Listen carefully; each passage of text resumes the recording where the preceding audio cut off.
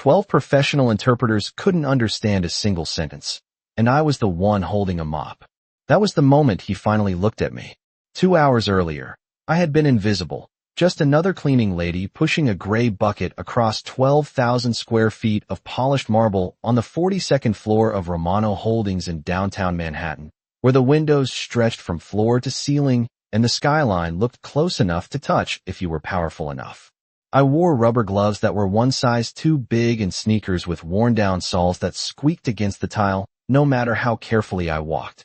The conference room doors were open, and inside sat men in tailored suits worth more than my monthly rent, their voices tight, controlled, layered with frustration as one interpreter after another failed to keep up with the rapid exchange happening at the far end of the table.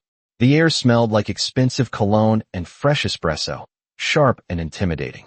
At the head of the table sat Alexander Romano, still as a statue, dark hair combed back, charcoal suit fitted perfectly across broad shoulders, silver watch catching the light every time he checked the time without actually looking impatient. He didn't raise his voice. He didn't have to.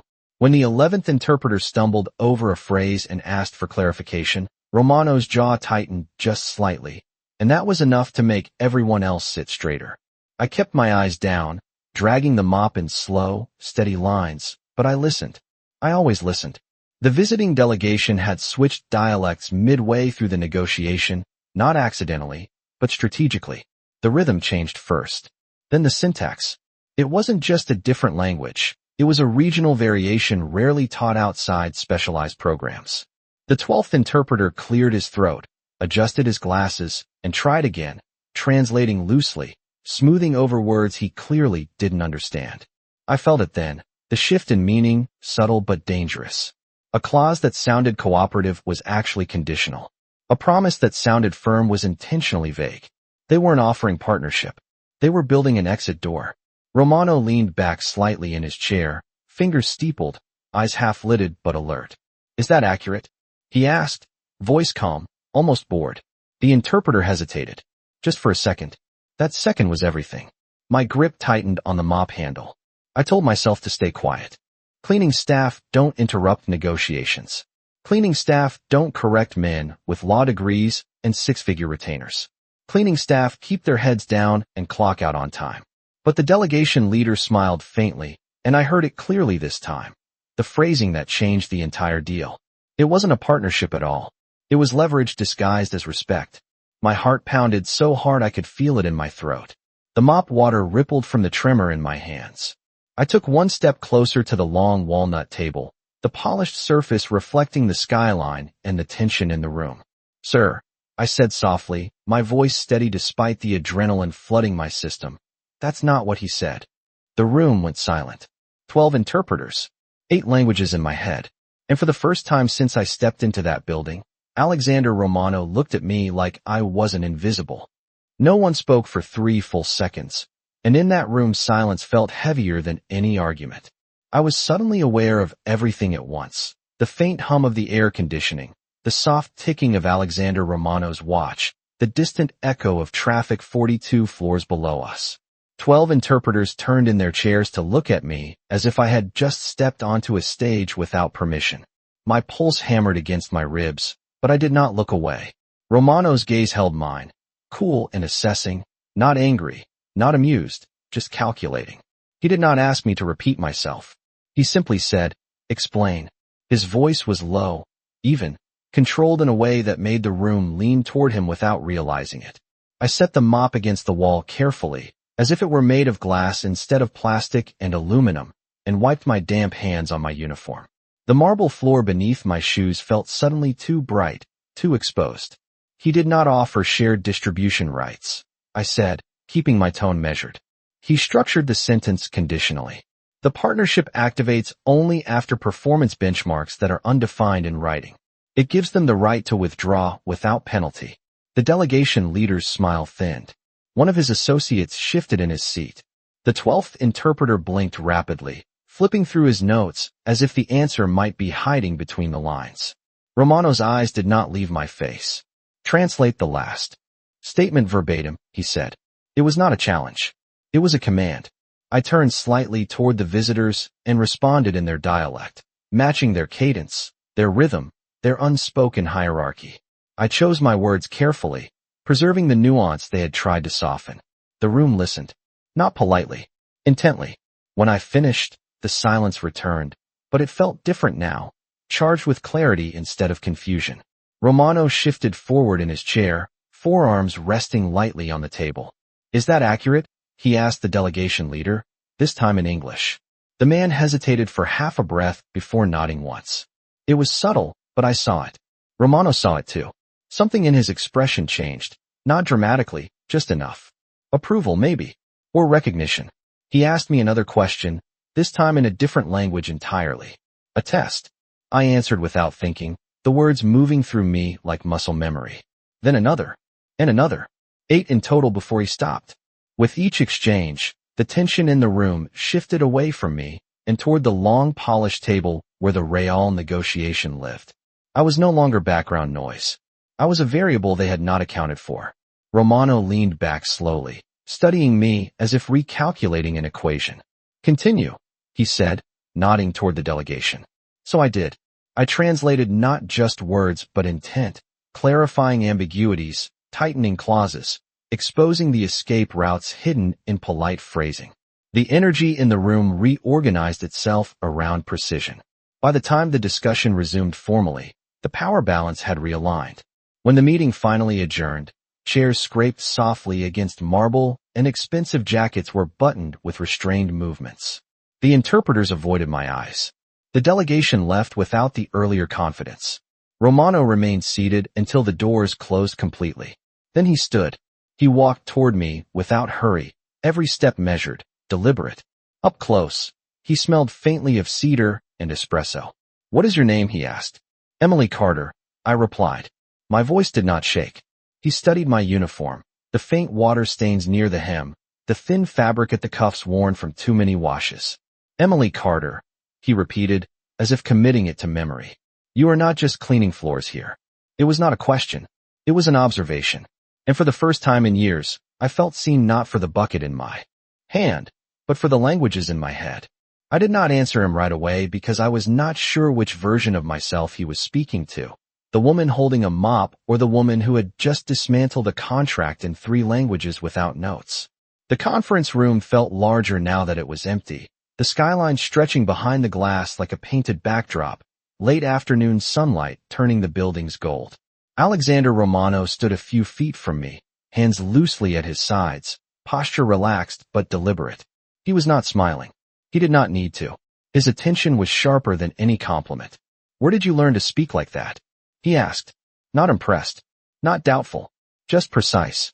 I folded my hands in front of me to keep them steady. "My father was a diplomat," I said.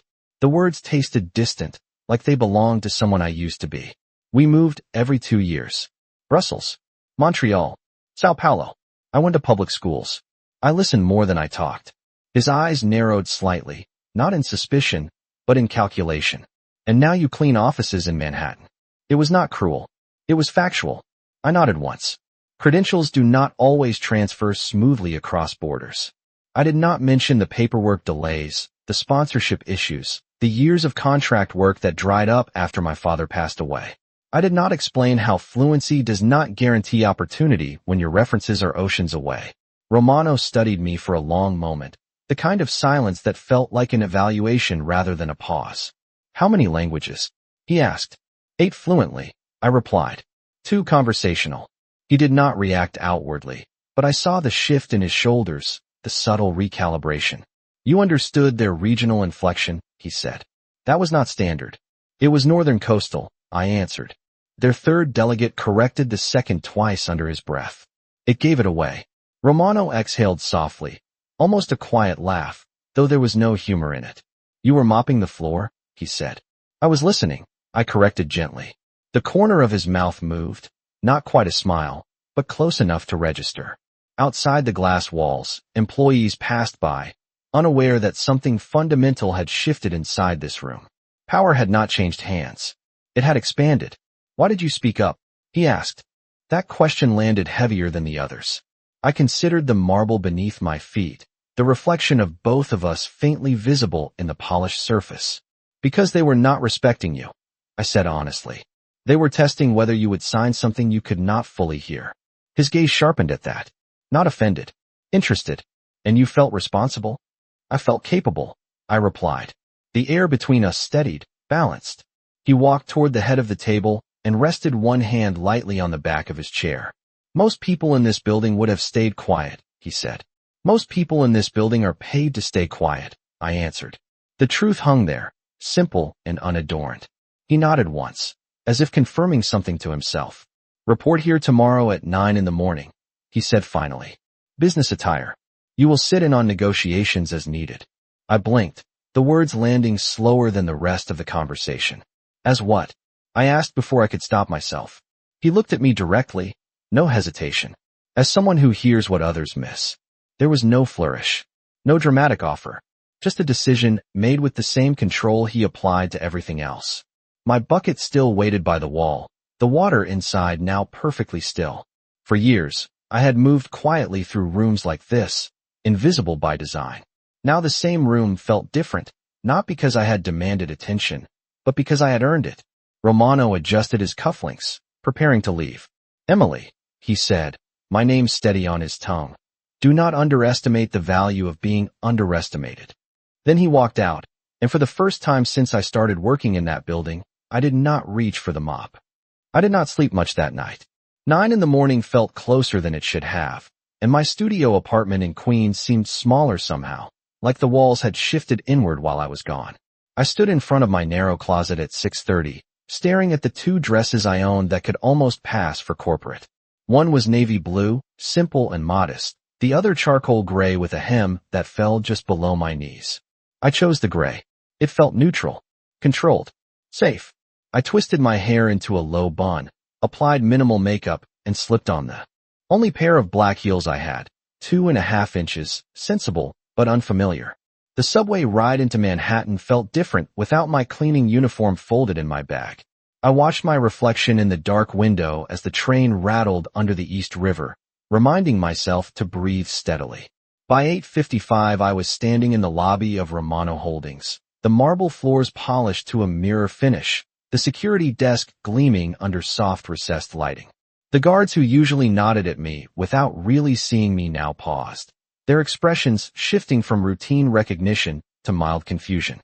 I gave my name. They checked their system. One of them straightened slightly and handed me a temporary badge without a word. The elevator ride to the 42nd floor felt longer than usual. My reflection stared back at me from the brushed steel walls, composed but alert. When the doors opened, the reception area was already busy. Assistants moved quickly between desks, voices low and efficient. Conversations paused as I stepped out. Not dramatically, just enough. I felt it, the subtle recalibration of how I was being categorized. Not cleaning staff. Not exactly executive either. Undefined. And undefined made people uneasy. Romano's executive assistant approached me within seconds. She was poised, mid-30s, sharp navy suit, tablet in hand. Emily Carter, she said, not asking. I nodded. He is expecting you. No warmth. No hostility. Just efficiency. She led me down a corridor lined with glass offices until we reached a conference room smaller than the one from yesterday, but equally precise. Alexander Romano stood at the far end reviewing documents spread across the table. He looked up as I entered, his expression unreadable but focused. You are on time, he said. It sounded less like praise and more like confirmation. Yes, sir. I replied, then corrected myself gently. Yes. His eyes flickered briefly at that, acknowledging the adjustment. Sit, he said, gesturing to the chair beside him rather than across from him. That placement did not go unnoticed by the 2 senior managers already seated at the table. Their glances moved from him to me and back again, calculating the shift in hierarchy. A folder was placed in front of me. Inside were transcripts from prior negotiations, highlighted inconsistencies, margin notes in tight, precise handwriting. Read page 12, Romano instructed. I scanned the paragraph, recognizing the structure immediately. The wording appeared cooperative, but the liability clauses were uneven. They are limiting their exposure to less than 30% of projected risk, I said quietly. But the language makes it sound reciprocal. One of the managers leaned forward. That is standard phrasing, he interjected. I met his gaze evenly. It is standard if both parties define risk the same way. They do not. The room stilled. Romano did not interrupt. He watched. Always watching. Translate the second paragraph into Spanish, he said. I did. Then into French. Then into Portuguese. Each time, the hidden imbalance became clearer in translation, as if the truth preferred another language. Romano closed the folder slowly. This is why precision matters, he said to the room, though his eyes rested on me. The managers nodded, subdued. I felt the shift again, subtle but undeniable. Yesterday, I had been background. Today I was part of the conversation. Not because he announced it. Not because I demanded it. But because I had proven I belonged at the table. And as the morning meeting continued, I realized something else. Power was not always loud. Sometimes it simply made space and waited to see who was capable of filling it. By noon the building no longer felt like a place I cleaned. It felt like a place that was quietly testing me. The morning meeting had ended with decisions being rewritten in sharper language, and my chair had not been removed from the table. That detail mattered. Chairs are small signals. They tell you whether you are temporary or expected. I stayed as executives filtered in and out, each carrying folders, tablets, and carefully neutral expressions. Some of them greeted me with polite nods. Others avoided eye contact entirely, as if acknowledging me would confirm a structural shift they were not ready to accept. Alexander Romano remained composed at the head of the table, reviewing projections displayed across a 40-inch screen mounted on the wall. Numbers moved. Percentages adjusted. Risk columns expanded and contracted with each scenario presented. I listened the way I always had, absorbing tone as much as content. Midway through the next discussion, one of the senior advisors proposed a revised distribution timeline that sounded efficient on the surface. The phrasing was crisp. The numbers were clean. But something in the sequencing felt off. Romano's eyes flicked toward me without him turning. His head fully. It was subtle, but it was an invitation. I leaned forward slightly, scanning the spreadsheet again. The timeline assumes regulatory approval within 90 days, I said carefully. In Brazil, that process averages 120 to 150 days, especially for foreign partnerships. The advisor frowned. That is outdated data. I shook my head gently. It is regional. Sao Paulo clears faster than Rio. The filing office referenced in the draft is in Rio. Silence settled over the table, not hostile, just attentive. Romano did not speak immediately. He adjusted the angle of the screen, reread the line item, then nodded once. Revise the projection, he instructed calmly. No raised voice. No reprimand. Just correction. The advisor typed without argument. The room shifted again, less resistant this time, more cautious. During a short break, Romano stepped into the corridor overlooking the city. I followed at a respectful distance, unsure whether I was expected to join him or return to the conference room. He did not look at me when he spoke. You notice details most overlook, he said, hands resting lightly on the railing. The Hudson River glinted in the distance under pale afternoon light. Details are where intent hides, I replied. He turned then, studying my face as if evaluating not my knowledge, but my composure. Does this intimidate you? He asked, gesturing subtly toward the skyline. The office, the controlled machinery of power moving behind glass walls. I considered the question honestly. It used to, I admitted. When you clean rooms like this, you hear everything and are expected to remember nothing. That imbalance can feel heavy. His expression shifted, not sympathy, but understanding. And now, he asked. I met his gaze evenly. Now I hear everything, and I am allowed to respond. A faint approval passed through his eyes, quick but unmistakable. We returned to the conference room together, not side by side, but not separated either. The afternoon session unfolded with greater precision. I translated nuances in real time, clarified assumptions before they hardened into errors, and watched as executives who had initially doubted me began directing technical questions my way without hesitation. No announcement had been made about my role. No formal title had been assigned. Yet the dynamic had changed. When the final document was printed for review, Romano handed it to me first. Read, he said simply. The pages felt heavier than paper should. I scanned each clause, each cross-reference, each embedded condition. Everything aligned. For the first time that day, I allowed myself a slow breath. I looked up and nodded once. It is clean, I said. Romano's mouth curved slightly at the choice of word. Good, he replied. Outside the windows, the city moved at its usual relentless pace, unaware that on the 42nd floor, a woman who once pushed a mop across marble had just helped secure a multi-million-dollar agreement without raising her voice once. The building felt different by late afternoon, not louder, not quieter, just aware. Word travels fast in places where silence is currency. As I gathered my notes from the conference table, I could feel eyes tracking me from behind glass offices and half-closed doors. Not hostility, curiosity. I no longer blended into the background of polished marble and brushed steel. I was a variable now, and variables are studied. Romano remained in the room after everyone else had stepped out, reviewing the final draft one last time. The skyline behind him had shifted from bright gold to the cooler blue of early evening. He closed the folder with deliberate precision and looked at me across the long walnut table. Walk with me, he said. It was not a request. We moved down the corridor toward his private office, a corner suite wrapped in floor-to-ceiling glass. The city below looked almost unreal from that height. Taxis reduced to small yellow marks, pedestrians moving like patterns rather than people. Inside, everything was controlled, minimal, intentional.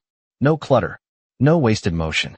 He removed his jacket and draped it neatly over the back of a chair, then turned to face me fully. You adapted quickly, he said.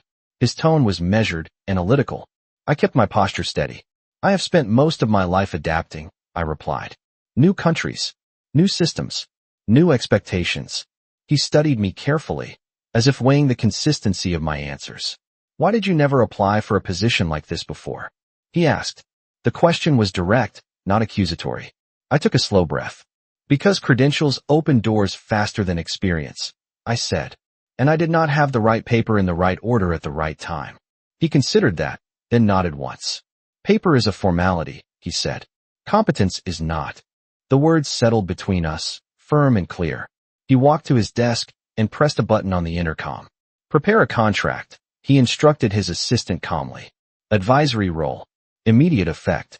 He released the button and looked back at me. You will not return to cleaning duties, he said. There was no ceremony in his voice.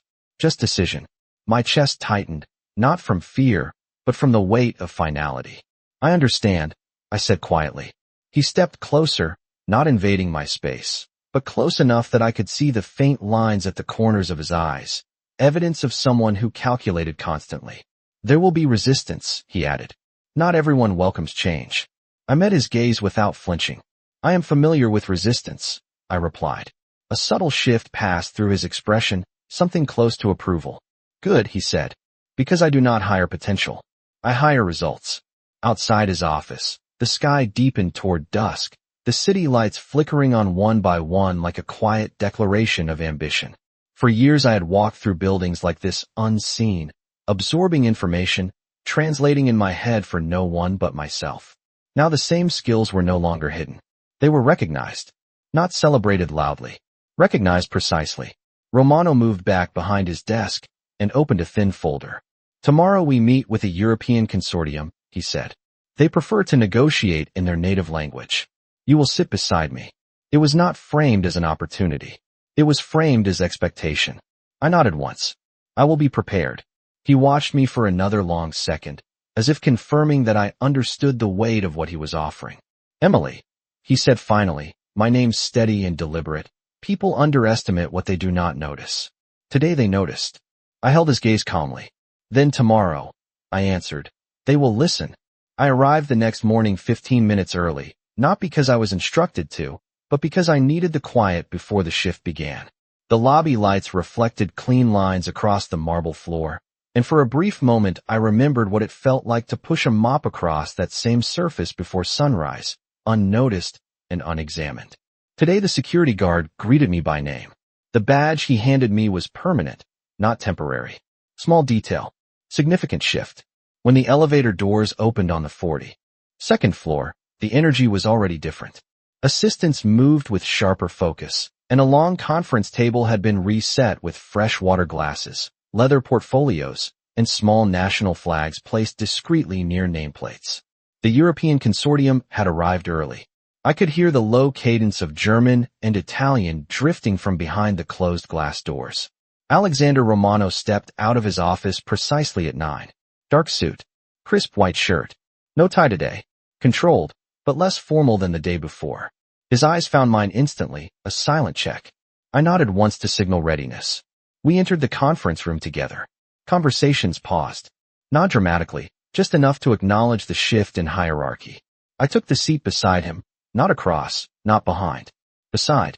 The lead delegate began speaking in German, confident, measured, deliberately fast. It was a test. I let him finish before translating, keeping his exact structure but adjusting the tone so it carried the same weight in English. Romano listened without interrupting, his posture relaxed, fingers resting lightly on the table. The second delegate switched to Italian mid-sentence, referencing regulatory frameworks in Milan and Florence. I responded seamlessly, maintaining eye contact with him, not the table, not my notes. There were no notes. The rhythm of the room changed subtly. What had begun as a controlled presentation became a dialogue. Questions sharpened. So did answers. At one point, the lead delegate used a phrase that sounded cooperative but implied unilateral authority over distribution channels. I translated it faithfully, then added a clarifying sentence in English that exposed the imbalance without accusing anyone. Romano did not look at me, but I felt the slight shift in his shoulder, acknowledgement without spectacle. He responded in English, concise and direct, declining the clause.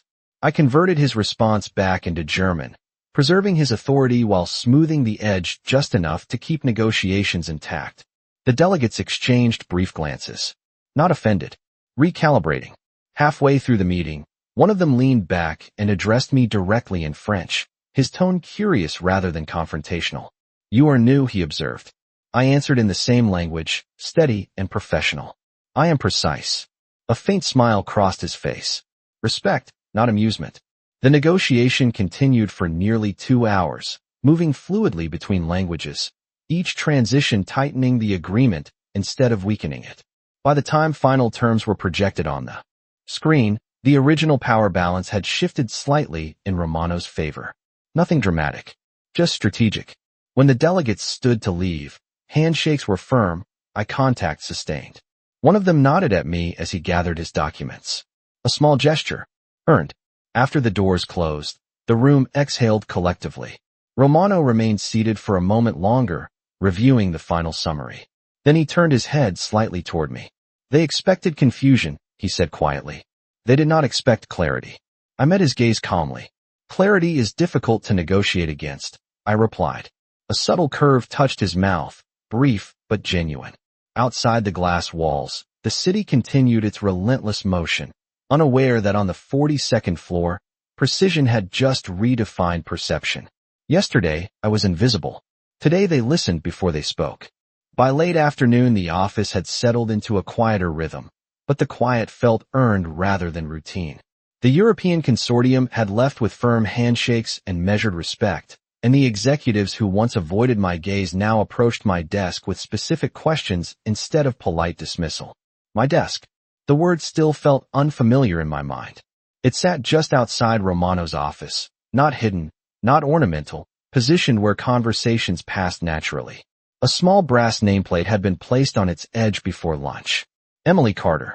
Advisory Services. No announcement had been made, yet the message was unmistakable. I reviewed translated drafts from the morning meeting, marking subtle tonal adjustments with deliberate strokes.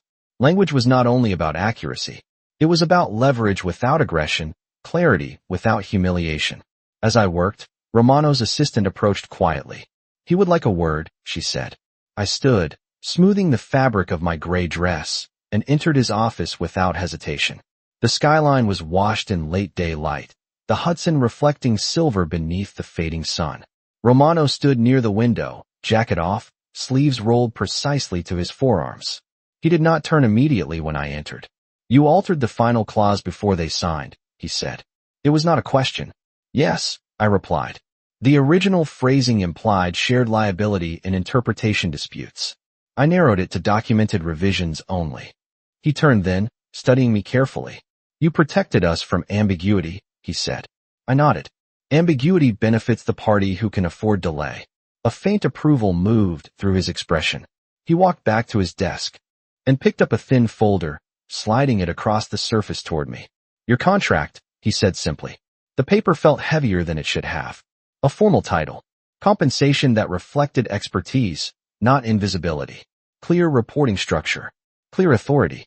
I read each line slowly, not because I doubted him, but because precision mattered to me as much as it did to him. When I looked up, he was watching my reaction, not impatient, just observant.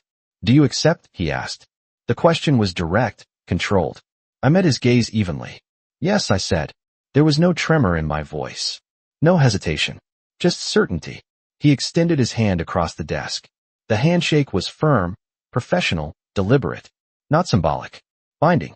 As I turned to leave, he spoke again. Emily. I paused at the doorway. Do not let their perception of your past define your presence here, he said. His tone was calm, but the weight of it was clear. I considered his words for a moment. I never intended to, I replied. Outside his office, the corridor hummed softly with end-of-day movement. Assistants gathered folders. Phones rang with controlled urgency. I returned to my desk and signed the contract with steady ink. Through the glass walls, I caught my reflection, not in a cleaning uniform, not bent over polished marble, but seated upright with documents spread before me, contributing rather than absorbing. The transformation had not been loud. It had not required spectacle. It had required readiness. As the sun dipped below the skyline and city lights began to glow against the darkening sky, I understood something clearly. Power had not changed who I was. It had simply given me a microphone. And for the first time, the room was listening before I even spoke. The city looked different the next morning, not because the skyline had changed, but because I had. I stood at my desk before the rest of the floor filled with quiet ambition, reviewing a draft proposal scheduled for review at 10 o'clock. The brass nameplate caught the early sunlight, reflecting a thin line of gold across the glass wall. Emily Carter. Advisory Services. It still felt unreal, but not fragile. Earned. Across the corridor, Alexander Romano's office door was slightly open, a silent signal that the day had already begun. I could hear the low cadence of his voice on a call, steady and measured, discussing logistics with someone overseas. The rhythm of the conversation shifted between English and Italian without hesitation. He did not perform power. He exercised it. At 9:30, a junior executive approached my desk holding a thick folder. His posture was careful, respectful in a way that had not existed a week ago. Could you review the compliance section? He asked. Not because he doubted himself. Because he understood precision now carried weight. I took the folder and scanned the language, adjusting a clause that could have allowed discretionary interpretation under foreign law. He watched quietly as I made the change. Thank you, he said when I returned it. Simple words. Different tone. At 10, Romano stepped out of his office and motioned toward the conference room. Today there were fewer observers, more decision-makers. The meeting began smoothly, and as discussions unfolded, I spoke when necessary, translated when required, and remained silent when clarity already existed. I no longer felt the need to prove I belonged at the table. Belonging had been established. Halfway through the session, one of the senior partners leaned back and addressed Romano directly. Your advisory team is sharp, he said, glancing briefly in my direction. Romano's expression did not change dramatically, but his response was immediate. I do not surround myself with anything less, he replied. The acknowledgement was subtle, yet deliberate. The room absorbed it. After the meeting concluded and documents were signed, Romano lingered by the window overlooking the Hudson. I joined him without instruction. The water moved steadily below, indifferent to negotiations and titles. You adjusted quickly, he said quietly. It was not flattery. It was assessment. I considered the journey of the past few days, the marble floors, the mop bucket, the first time I interrupted a room full of experts. I was always capable, I replied. I simply was not positioned.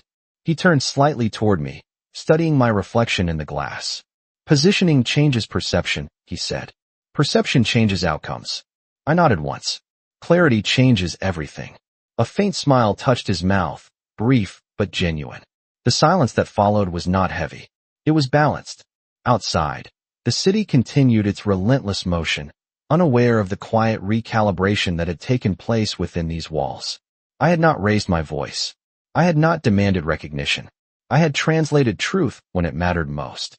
As I returned to my desk and began organizing the next set of documents, I understood something clearly. Power had not chosen me. I had revealed it. And from this point forward, no one in this building would mistake silence for absence again.